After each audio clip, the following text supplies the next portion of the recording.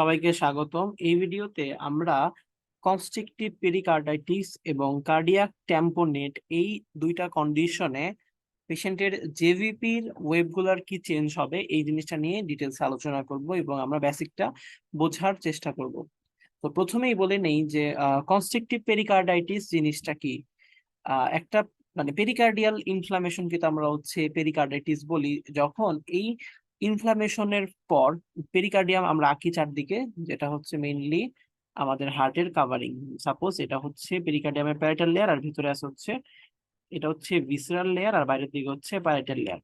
যদি ইনফ্লামেশন হয়ে এটা অনেক বেশি ফাইব্রোসড হয়ে যায়, ওকে, তখন এটাকে আমরা বলি হচ্ছে কনস্ট্রিকটিভ পেরিকার্ডাইটিস, যেটা এই যেখানে পেরিকার্ডিয়ামটা আমাদের ভেন্ট্রিকল এবং অ্যাট্রিয়ামটাকে কম্প্রেস করছে, ওকে।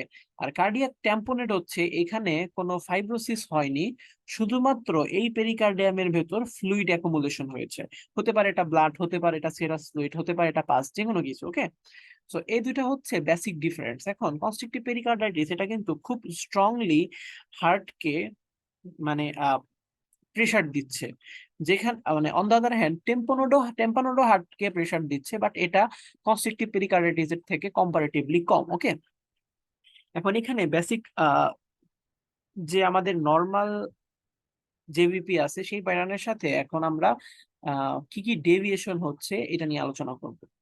First of all, constrictive pericarditis এবং কার্ডিয়াক ট্যাম্পোনেট দুইজনই আমরা বললাম যে হার্টের উপর প্রেসার দিচ্ছে। সো যখন তারা হার্টের উপর প্রেসার দেয় তখন এই আমাদের মেইন পড়ার ব্যাপারটা হচ্ছে ফ্যাক্ট হচ্ছে জেবিপিতে রাইট অ্যাট্রিয়াম, তারা অ্যাট্রিয়াম এবং ভেন্ট্রিকল দুইটার উপর এক্সটার্নাল প্রেসার এক্সার্ট করে। সো এক্সটার্নাল প্রেসার যখন এক্সার্ট করে তখন নর্মালি এই অ্যাট্রিয়াম এবং ভেন্ট্রিকুলার ভিতরে প্রেসার গুলা রাইজ করতে থাকে। সো এখানে আমাদের প্রেসার রাইজ করবে। সো আমরা যদি বেসিক নিয়ে আলোচনা করি বা বেসিকের কথাটা মনে করি, তাহলে আমরা মনে করতে পারবো যে আমাদের জেবিপির যে এ ওয়েভ, এটা মেইনলি তৈরি হয় হচ্ছে অ্যাট্রিয়াম কন্ট্রাকশনের জন্য। তো এখন এখানে আগে থেকেই কিন্তু অ্যাট্রিয়ামের মধ্যে বেশি বেশি প্রেসার ছিল, প্লাস যখন অ্যাট্রিয়ামটা কন্ট্রাক্ট করবে এই প্রেসারটা আরো বাড়বে, ওকে। তো এখানে আমরা দেখতেছি যে এই এ ওয়েভটা দুই জায়গাতেই টল এ ওয়েভ, কারণ এখানে অ্যাট্রিয়ামের মধ্যে আগে থেকেই প্রেসারটা বেশি। এখন আমাদের ভিওয়েবের বেসিক মেকানিজমটা কি, ভিওয়েব কিভাবে তৈরি হয়? যখন সুপিরিয়র ভেনা কাভা এবং ইনফিরিয়র ভেনা কাভা থেকে ব্লাড এসে অ্যাকুমুলেশন হয় আমাদের রাইট অ্যাট্রিয়ামে, এবং যখন ট্রাইকাসপিড ভালভটা ক্লোজ থাকে তখন এটা আস্তে আস্তে ভিওয়েব তৈরি করে। সো এখানে তাইলে আমরা যেটা বললাম যে কনস্ট্রিকটিভ পেরিকার্ডাইটিস এবং কার্ডিয়াক টেম্পোনেন্ট দুই জায়গাতেই কিন্তু আমাদের পেরিকার্ডিয়াম এক্সটার্নাল ইফেক্ট প্রেসার দিচ্ছে। সো এক্সটার্নাল প্রেসার যখন দেয় তাহলে এটার মধ্যে আগে থেকেই প্রেসার বেশি। সো নতুন করে যখন আরো সুপিরিয়র ভেনা কাভা এবং ইনফিরিয়র ভেনা কাভা থেকে ব্লাড এখানে অ্যাড হবে তখন কিন্তু প্রেসারটা আরো বেড়ে যাবে। সো এই ক্ষেত্রে আমরা এ ওয়েভ এবং ভি ওয়েভ দুইটাকেই টল পাবো। সো টল এ ওয়েভ এবং টল ভি ওয়েভ এটা আমরা দুই প্যাটার্ন নিতে পাবো। খুব ডিফারেন্সটা হচ্ছে ডিসেন্ট গুলায়, এক্স ডিসেন্ট এবং ওয়াই ডিসেন্ট। কনস্ট্রিকটিভ পেরিকার্ডাইটিসে আমরা এখানে কিন্তু দেখেন মনে হচ্ছে যে এই ওয়েবটা অত বেশি বড় না, বাট এটা বড়। এখানে যদি এই ডিসেন্টটা বড় হয়ে যেত তাইলে কিন্তু আমাদের এই ওয়েবের মতো এটা কনভার্ট হতো। এখানে যে ওয়াই ডিসেন্টটা খুব ছোট ট্যাম্পোনেডে। এখন কার্ডিয়াক ট্যাম্পোনেডে ওয়াই ডিসেন্টটা ছোট কেন, আমরা আগে এটা ডিসকাশন করি। কার্ডিয়াক ট্যাম্পোনেডে আমাদের ওয়াই ডিসেন্ট আমাদের কি ইন্ডিকেট করে সেটা মনে করতে হবে। ওয়াই ডিসেন্ট হচ্ছে যখন ভেন্ট্রিকলটা ডাইলেটেড হতে থাকে, দ্যাট মিনস ভেন্ট্রিকল যখন ডায়াস্টলে আসে তখন আহ এই ভেন্ট্রিকলের মধ্যে প্রেসারটা ফল করতে থাকে, প্রেসারটা কমে যায়। আর যখন প্রেসার কমে তখন ট্রাইকাসপিড ভালভ ওপেন হয়। ট্রাইকাসপিড ভালভ যখন ওপেন হয়ে যায় তখন এখান থেকে ব্লাডটা চলে আসে আমাদের ভেন্ট্রিকলে। এখন এই ভেন্ট্রিকলের মধ্যে কিন্তু পেরিকার্ডিয়াম দুইজনেই প্রেসার দিচ্ছে। এখন ব্যাপারটা হচ্ছে পেরিকার্ডিয়াম অনেক বেশি প্রেসার, মানে যখন যখন পেরিকার্ডাইটিস হয় তখন প্রেসারটা অনেক বেশি থাকে, আর যখন টেম্পারেট হয় তখন কম্পারেটিভলি প্রেসারটা অনেক কম, মানে কম্পারেটিভলি একটু লোয়ার থাকে। যার মধ্যে হয় কি যে টেম্পারেট থাকলে এটা একটু কম প্রেসার থাকার কারণে এখানে আলটিমেটলি ব্লাডটা আসতে পারে, ঠিক আছে। তো এই জন্য এখানে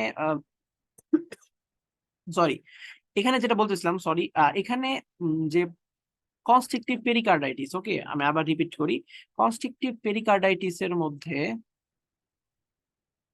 প্রেসারটা যেটা দেয় যখন ভেন্ট্রিকলটা ডাইলেট করে তখন কনস্ট্রিকটিভ পেরিকার্ডাইটিস হলে ব্লাডটা অ্যাট্রিয়াম থেকে ভেন্ট্রিকলে আসতে পারে।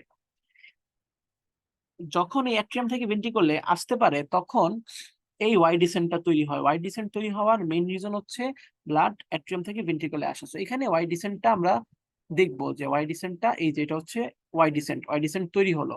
কিন্তু যখন টেম্পোনেট হয় তখন এই ভেন্ট্রিকলটা খুব ভালো করে ডাইলেট করতে পারে না, কারণ এখানে অনেক বেশি ফ্লুইড অ্যাকুমুলেশন। যখন অনেক বেশি ফ্লুইড অ্যাকুমুলেশন হয় তখন দেখা যায় কি যে এই ভেন্ট্রিকলটা ঠিকভাবে ডাইলেট করতে না পারার কারণে এখানে খুব বেশি একটা প্রেসার ফল করে না এবং সেটা অ্যাট্রিয়াম থেকে অল্প পরিমাণে ব্লাড আসে। এই জন্য এখানে যে ওয়াই ডিসেন্টটা থাকে এইটা কনস্ট্রিকটিভ পেরিকার্ডাইটিসের মতো এত স্টিপ থাকে না। ওকে, সো এই জন্য আমরা দেখলাম যে স্টিপ ওয়াই ডিসেন্ট আমরা পাবো কনস্ট্রিকটিভ পেরিকার্ডাইটিসে, কিন্তু আমরা যে কার্ডিয়াক টেম্পোনেন্ট সেখানে স্টিপ ওয়াই ডিসেন্ট থাকবে না। এখন আসেন হচ্ছে যে এক্স ডিসেন্ট সম্পর্কে আলোচনা। এক্স ডিসেন্ট দুই জায়গাতেই খুব স্টিপ থাকবে। এক্স ডিসেন্টের বেসিক মেকানিজমটা ছিল যে যখন আমাদের রাইট ভেন্ট্রিকল কন্ট্রাক্ট করে বা সিস্টুলে যায় তখন রাইট ভেন্ট্রিকল থেকে যখন এই ব্লাডগুলা বেরোয় যায় তখন এখানে যে ট্রাইকাসপিড বাল্ব ছিল তার আগে তো বাল্জ হয়েছিল, তারা তখন আগের জায়গায় ব্যাক করে ফল করে আসলে এখানে যে রাইট অ্যাট্রিয়াম তার ভলিউমটা বেড়ে গেলে প্রেশারটা কমে।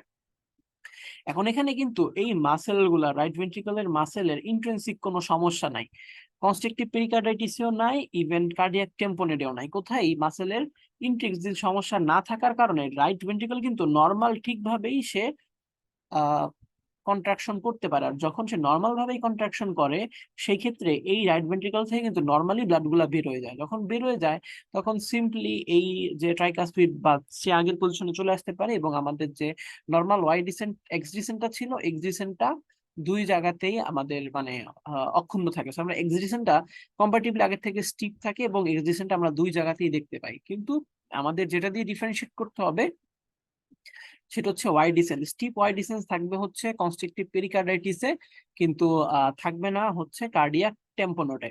এখন এখানে পেরিকার্ডিয়াল কনস্ট্রিকশন বা কনস্ট্রিকটিভ পেরিকার্ডাইটিসের সাথে আরেকটা জিনিস লিখে দিয়েছে যে রেস্ট্রিকটিভ কার্ডিওমায়োপ্যাথি। রেস্ট্রিকটিভ কার্ডিওমায়োপ্যাথি হচ্ছে হার্টে এরকম একটা কন্ডিশন যেখানে এই হার্টের মাসেলগুলো ডাইলেশন করছে না, রেস্ট্রিক্টেড হয়ে গেছে। রেস্ট্রিকটিভ কার্ডিওমায়োপ্যাথি নিয়ে আমরা ডিটেলস আলোচনা করেছি সেই রেস্ট্রিকটিভ কার্ডিওমায়োপ্যাথির ভিডিওতে। এখানে যেটা হবে, সো যেহেতু ডাইলেট করতেছে না এটার ইফেক্টটা কিন্তু কনস্ট্রিকটিভ কার্ডিওমায়োপ্যাথির মতোই, ডাইলেট করতেছে না। সো এটা যে ইফেক্ট দিবে, পেরিকার্ডিয়াম চারদিক থেকে যদি কনস্ট্রিকশন দিয়ে রাখতো তাহলে যে ইফেক্ট দিত দুইটা ইফেক্ট সেম। এই জন্য আমরা রেস্ট্রিকটিভ কার্ডিওমায়োপ্যাথি এবং কনস্ট্রিকটিভ পেরিকার্ডাইটিসে সেম ধরনের জেভিপি চেঞ্জ দেখতে পাই। এই ছিল আসলে আমাদের